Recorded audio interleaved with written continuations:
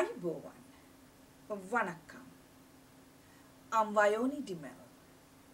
This is Boston Lanka News, bringing you news, views and entertainment from Boston and USA. The Cold War between the Sri Lankan executive and judiciary. Where are we heading? Dr. Laksiri Fernando shares his views. US Congressman Michal Grimm's resolution, is that off the agenda this year?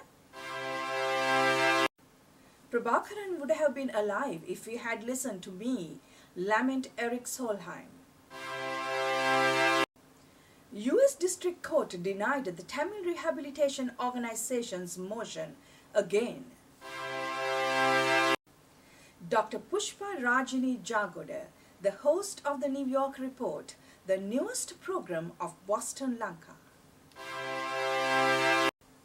Ranwan Rayak proceeds, help Children's Hospital in Sri Lanka.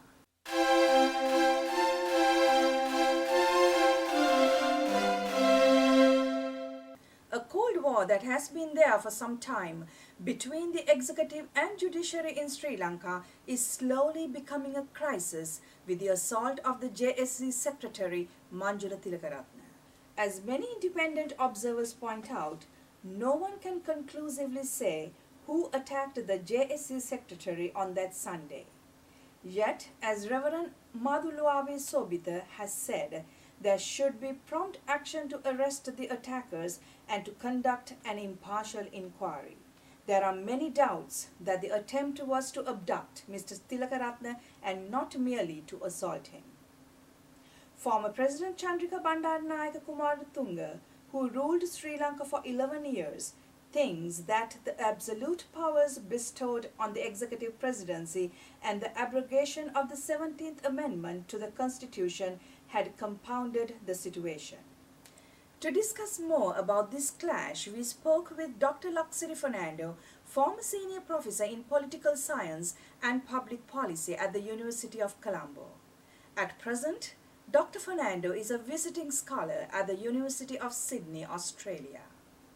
Dr. Fernando, in your article to the Island newspaper about the assault to the JSC secretary, you write, there is every reason to believe that the government is the prime suspect. They have every strategic reason to attack the judiciary at this juncture. Could you explain how you came to that conclusion? Well, I think what I say is that government is the prime suspect. But of course, people can speculate that the other parties could have done the same. But if you take the sequence of events prior to this assault and attack, the government was strongly criticizing the judiciary. Not only criticizing, but also vilifying the judiciary. Particularly the Secretary to the Judicial Services Commission, Mr. Manjula Tilakaratne.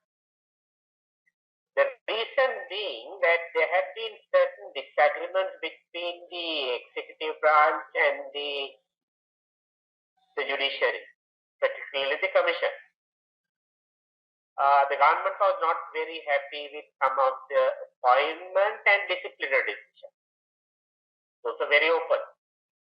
Even the commission issued a statement in the name of the secretary, that is Mr. Manjula Tilakaratne, that there had been pressures coming from the government and high-ranking officials, meaning some ministers also, that they are asking the commission to do certain things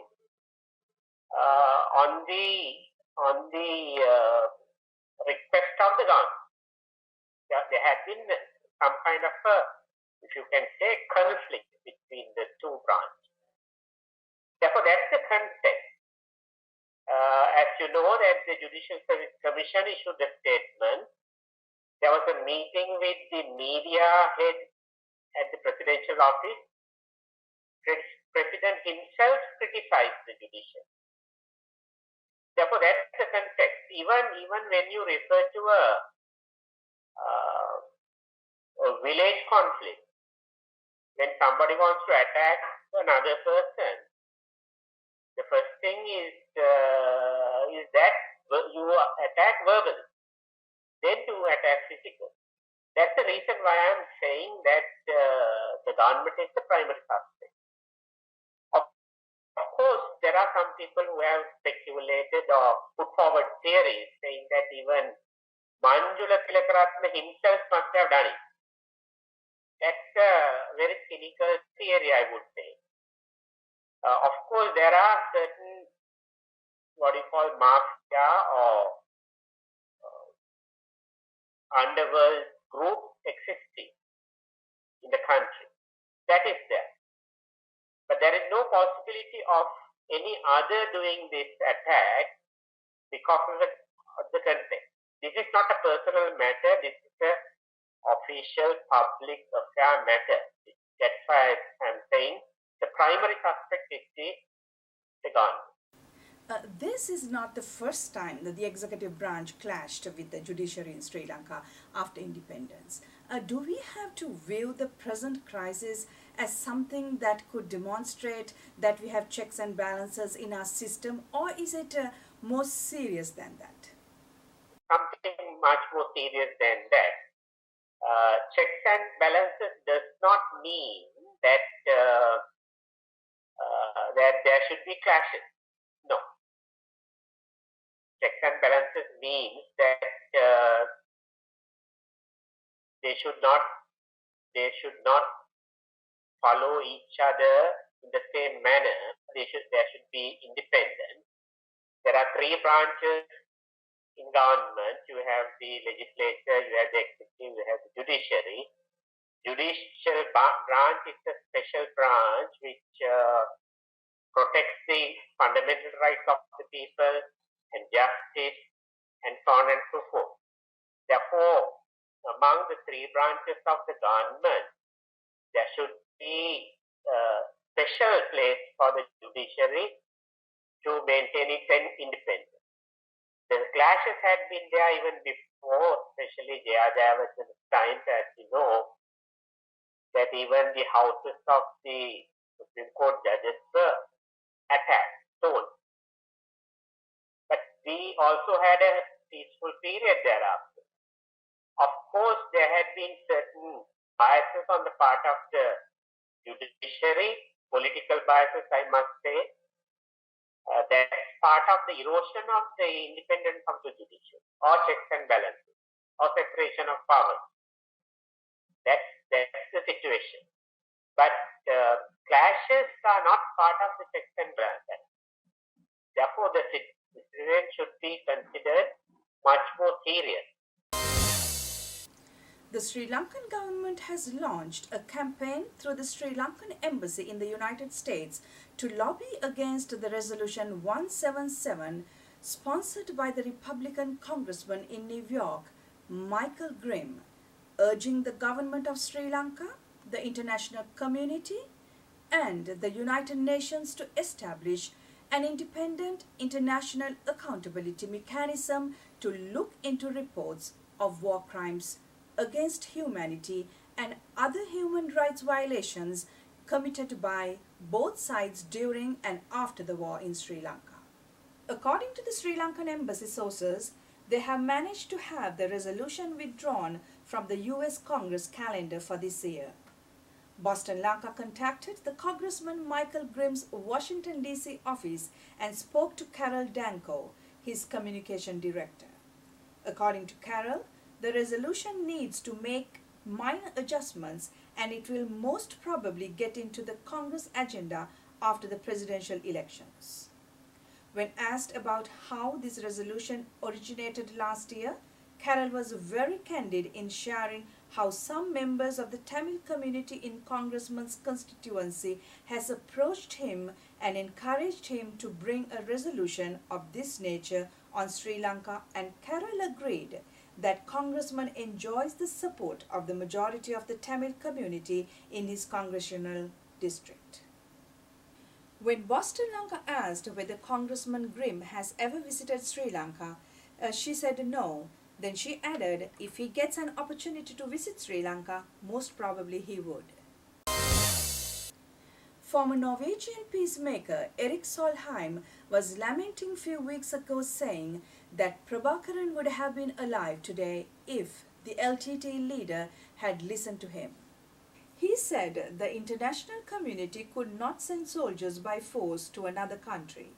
At the end of the day, the LTT leadership rejected the offers made. They did not want an organized end to the war. If that happened, all the Tamil civilians would have been alive today, including Prabakaran.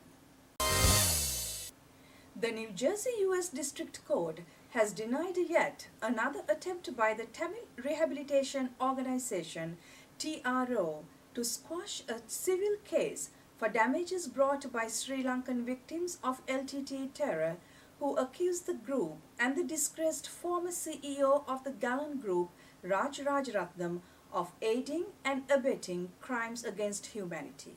The TRO USA was attempting to reverse a previous ruling by the same court that denied its motion to dismiss the one remaining count against it in Krishanti and al. Versus Rajaratnam.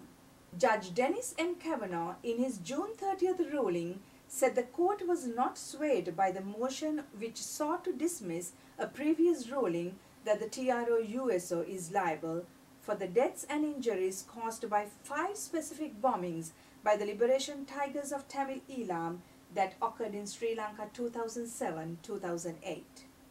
The complaint holds the TRO directly responsible because it functioned as a front group for the collection of funds for the LTTE. Dr. Pushpa Rajini Jagoda will be hosting the New York Report, the latest news edition of Boston Lanka Media Network. Woman of Excellence Award winner, entrepreneur and prominent early child educationalist Dr. Jagoda plans to use her knowledge and experience in the educational field as well as her media background in shaping the New York Report news edition, filling a great need in covering exclusively the Sri Lankan American news and events in the tri-state area, namely New York, New Jersey, and Connecticut. Dr. Jagoda, could you share with our viewers a little bit about the New York Report program that you will be hosting? Yes, Vayoni. New York Report is going to be such an exciting program for all Sri Lankan Americans who are living in the tri-state area, as well as everyone who wants to tune in from all around the world. New York City is the cultural center of the world, and it's where most of the cultural fusion happens. There's a lot of global networking going on, international trading, highlighting Sri Lankans with Sri Lankan Americans who are ready to share their success stories with us. There's so much happening, and this has been such a long overdue program to highlight our Sri Lankan Americans who are living in New York City as well as in the tri-state area, which is New Jersey, Connecticut, and we have so many stories to be told. We're hoping to capture the entrepreneurs who can really be an example to Sri Lanka as well as the global world around that can learn from them. And we are very proud Sri Lankan Americans who are waiting for an opportunity to bring out to the world our expertise. So we are hoping a lot of tourism and education and everything will come together for all of us in the future through this program.